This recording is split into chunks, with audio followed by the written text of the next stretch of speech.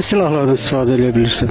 Çoxsunun TŞK-dan istifadə edə bilirəm, minomyotdan, avtomatdan, PK-dan, PK'dan, Zenitkadan. Burada qalırsan?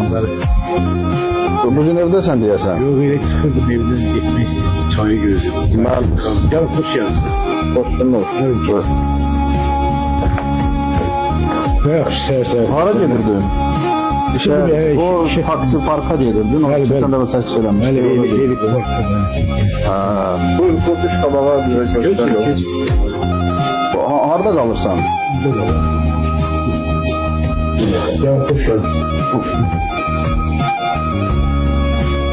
Xoş gün və gələ qardaş. Keç. Çox sağ ol.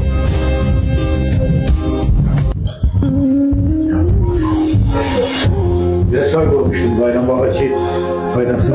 İki qardaş, Problem yox. iki qardaş sərir ya. Yox, onu deməkdir. Necəsən? Nə var, nə yox? Çox sağ ol, yavaşmış. Həyəcanlısan deyəsən. Yox, həyəcanı plus gözləmirdim iş gəlməyini. Ki, kimsə gələ qolağına. Sən gözlə də, sən qardaşımdan gözlə onu ki, qardaşım gələcək. Dəyərli izləyicilərimiz, keçən dəfə video çəkmişdik, milyona çatıb ucu. Orada kommentlərdə videonu sağ olsun dəyərli xalqımız, millətimiz, o 13 dəqiqəlik videonu sona qədər izləyiblər. Orada Rahib qardaşım kiraya qaldığını demişdi. Orada kommentlərdə sağ olsun demək olar ki, böyük əksəriyyət yazıb ki, yəni 13 yaşında sinəsini düşmən qabağa verən bir qardaşımız bu gün niyə kiraya qalmalıdır? Biz də təbii ki, biganə qalmadıq. Mən yəni onsuz da təbii ki, gəlib bu qardaşımın yaşadığı həyatı işıqlandırmalıydım və borcumdur. Özümə borc bildiyim.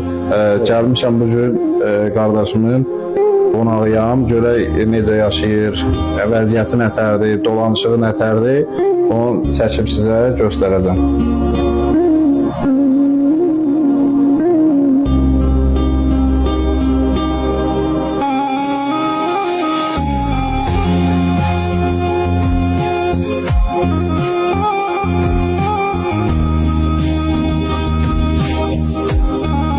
Tək yaşayırsan da burada, elə mi? Mən artıq mən tək yaşayıram böyle. Və necə gedir bugünkü dolanışın? Yəni təklik necədir?